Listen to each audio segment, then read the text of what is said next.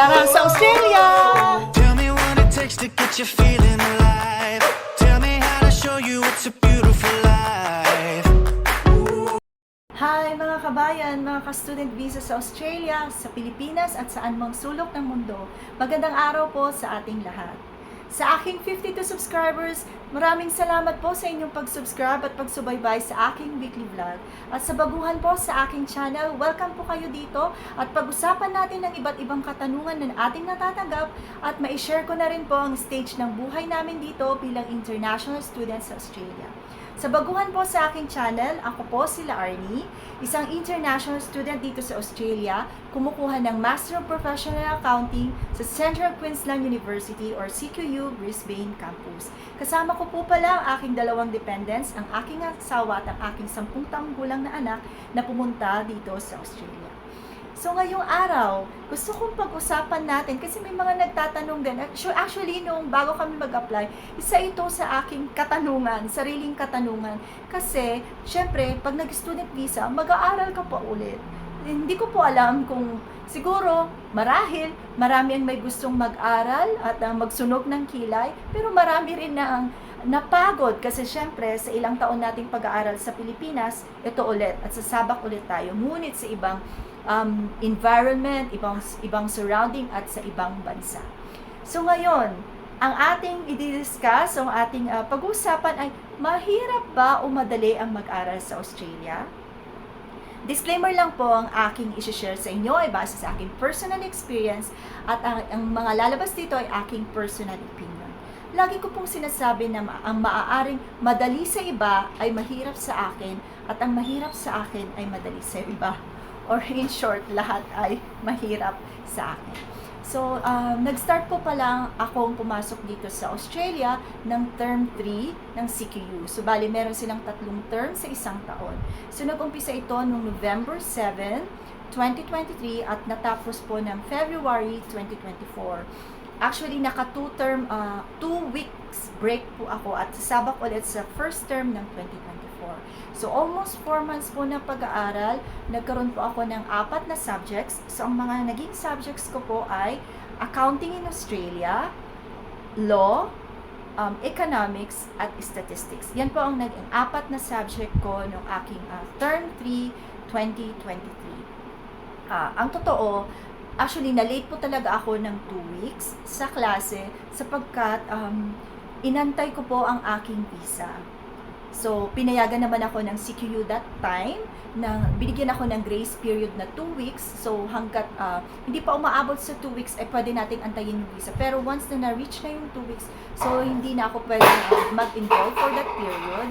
At next term na ako, which is, syempre, hinahabol natin yung oras at ay may mga refund policy sila na baka mayroon na tayong portion na hindi na pwedeng ma-refund sa ating binayaran na tuition fee.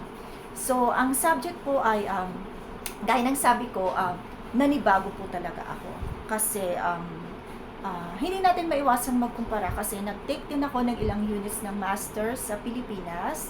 At dito, kakaiba yung style or yung approach and model na ginagamit nila. So, nagkaroon ng adjustment. Actually, sabi nila, lagi nila sinasabi na ang first year ang pinakamahirap sapagkat dito ay nag-a-adjust ka. Bilang isang estudyante, isang magulang, at pamilyadong tao, hatiin natin ang ating oras at bukod pa dyan, tayo ay nagtatrabaho at nag-a-adjust sa kultura ng bagong bansa. So, nung panahon na yan ay hindi mo alam kung ano ang uunahin mo. So, bale sa vlog ko na to, magbibigay din ako ng tips na maaaring makatulong sa inyo kung paano natin ma-manage yung ating oras sapagkat kukunti lang po ang oras, napakabilis ng oras. Actually, napakabilis ng panahon. Ang goal ko lang noon is, nung nasa kalagitnaan na ako ng pag-aaral, kasi nag-struggling po talaga ako sa statistics na subject. So, ang goal ko na lang noon is maipasa ko ang aking subject. So, ganun po yun. Dito rin sa pinapasukan kong university ay nag-invest po talaga sila sa systems.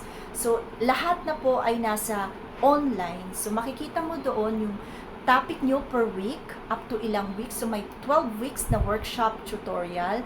Then, may mga assessments. So, dito, ang tawag nila ay assessments. So, ang assessments nila ay nahati sa quizzes, research work, case study, at final exam. Tuloy po natin.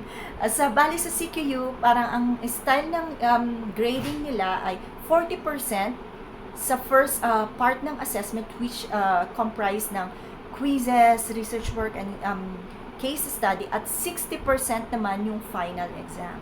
So, yun nga, nandoon lahat ng topics sa online. So, makikita mo na doon yung next topic. Gawa nga ng nag-a-adjust ka pa for the yung first 3 months, 4 months.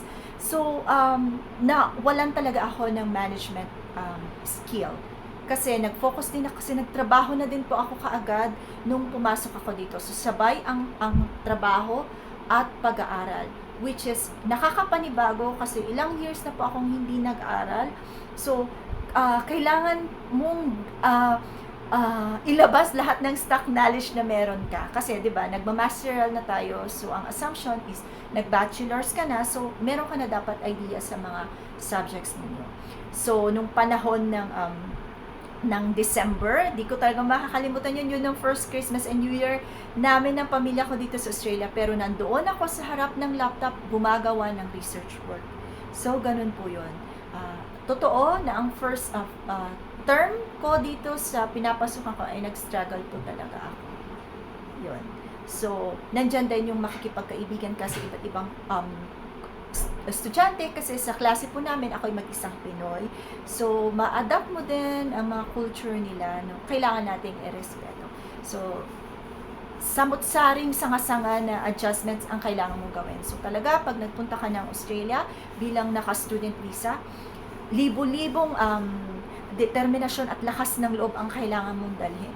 Hindi ka pwedeng malunod kasi wala kang ibang option kundi maging malakas dito. Kailangan mong magpatuloy. So, ganun po ang buhay dito bilang estudyante. So, accounting in Australia, may workshop, then may quiz kami. So, sa mga quizzes pala, online quiz is, let's say sa accounting, may 2 beses kang pwedeng mag-attempt sa quiz. So, once attempt, kung di ka satisfied sa score mo, pwede ka ulit mag-attempt. Tapos, may 60 minutes mo siyang gagawin. So, after that, magkuklose na and wala ka ng time na balikan yung quiz. So, ganun po. Usually, ang nag-open ng quiz sa online, let's say Monday, then mag-end siya ng Sunday. Ganun po yung style nila. Then, meron kayong group activities, accounting. So, ang group activity dito is gagawa ka. Ang aking first activity ay gumawa kami ng dashboard. So, hindi ko makakalimutan yun. 2 a.m. na ako natulog para lang tapusin yung assessment ko. Then, sa statistics ay mostly workshop, meron din kami online class para sa tutorial. Pagdating mo na sa face-to-face ay more on solution or problem solving na kayo. So, napakabilis ng facing. Ako na hindi mahilig sa math na subject ay talagang nag-struggle ako dito. Actually, ito yung maibibigay kong tips sa inyo mamaya kasi nagkamali ako, which is lesson learned sa susunod, which is ganun naman, ang maganda, may matututunan tayo at ma-apply natin sa susunod kasi may chance pa tayo. So, doon sa statistics ay napakabilis ng facing, maths, at ayoko, weakness ko talaga ang maths subject kahit pa nung nagko-kolehiyo ako. So, dito ako nag-struggle. At may quizzes kami every 2 weeks. Yan po. So, ganon. So, 40% quizzes and research work and then 60% sa final exam. Then, law. Itong law subject namin ay totoong napakahirap kasi more on cases ang ginagawa. So, hindi ka pwedeng, ang gusto kasi ng coordinator namin, ito yung naano ko sa kanya, which is one of my favorite lecturers sa CQU. And then, more and mas preferred niya na ang isasagot mo ay case. Magbibigay ka ng case and then your opinion or yung knowledge mo based on that case na provide mo. So, ang maganda dito is may table kami, may area kami, and then may tanong siya, and then isa-isa sa inyo ang sasagot doon sa area. So, 2 hours nun ang face-to-face namin sa law. At mahirap po ang law. Mahirap. Yun ang na-assess ko. Parang kailangan mo ng oras, maglalaan ka ng oras para mag-aral. At pag naglaan ka, dapat ang thinking mo siguro ay more on as a lawyer kasi para masagot mo yung mga katanungan. Then, economics. Oh my God. Ito rin isang mahirap na subject kasi more on analytical. So, more on analysis. So, more on graphs. Naintindihan mo. Pero dito, nagustuhan ko kasi mas nagkaroon ako ng idea sa nangyayaring inflation. May mga methodology ang Australia na sana ma-adopt nating developing countries kagaya ng Pilipinas. So, dito ako nagkaroon ng interest sa ekonomiya. So, sa buhay natin, parte ang economics sa atin. Kasi sa pang-araw-araw pa lang na pamumuhay natin, kumakain tayo lahat. So, kailangan natin ng economics. So, dito ko talaga nagkaroon ng mas malalim na pagkakaintindi sa salitang inflation, na kapag mas maraming trabaho, mas tumataas din ang inflation dahil may pambili ang tao. So, yun yung parang pinaka-brief. And then, ano pa bang subject ko bukod dyan? So, accounting, law, statistics, and economics. So, yun. Ganyan po. Ngayon, so, natapos na yung lecture namin for the 12 weeks. Then, come the final exam. So, ang tip ko po dito is, which is, nagkamali po talaga, ang na-realize ko. Kasi, yung first part ng research namin or yung 40% is maganda po ang standing ko. Yun po ang totoo. Very consistent po ako. Hindi naman po sa pagbubuhat ng sariling bangko. Gusto ko lang i-celebrate ang pagod ko for the past 4 months kasi saksi po ang asawa ko, kapatid ko, at ng bayaw ko kung saan kami nakatira ngayon, kung paano ko po isinisingit, hindi na isinisingit, talagang prioritize ko po ang aking pag-aaral dito bilang international student din naman po ako. So talagang nagsusunog po ako ng kilay, gumigising ako ng madaling araw para mag-aral hanggat may time. So gusto ko lang i-celebrate kasi yung first 40%, nagtatap po talaga ako sa klase namin. So, nire-release yon ng aming instructor kung sino ang nasa top. So, masayang-masaya po ako. Pero sa aming statistics, medyo talagang nakukulangan po ako sa sarili ko. Hindi po ako masaya na ganun yung Basta ang pangarap ko lang nun is pumasa. Then come the final exam, which is 60%. Ang final exam sa CQ, parang kang nagbo-board exam. Masasabi ko pong nagbo-board exam kasi umupo din po ako sa CPA Licensure Board Exam sa Pilipinas. At may ganun din po dito. So, malayo ang upuan, may mga proctor kayo, so 3 sila. Then, may answer booklet, then meron kayong parang solution paper. So, meron kayong 30 minutes na perusal time or babasahin nyo lahat ng instruction at saka questions. Then, 3 hours naman na yung uupo na kayo at sasagot sa mga questions. Then, yon. Ganun po yung type ng exam nila at ang exam nila dito ay hindi multiple choice. So, kailangan may solution ka at kailangan more on easy at madami po yung questions. Mostly dito sa mga subjects na to, may mga hindi na ako nasagutan, sinabit ko na lang yung papel ko at wala talaga akong naaral. Dahil, alam ko yung culprit. Ang nangyari kasi, tumutok lang ako sa isang subject na sinasabi kong weakest subject ko, which is yung statistics. Yun po, yun ang naging pagkakamali ko. Nag-focus ako kung saan ako mahina at napabayaan ko yung iba pang 3 subjects ko.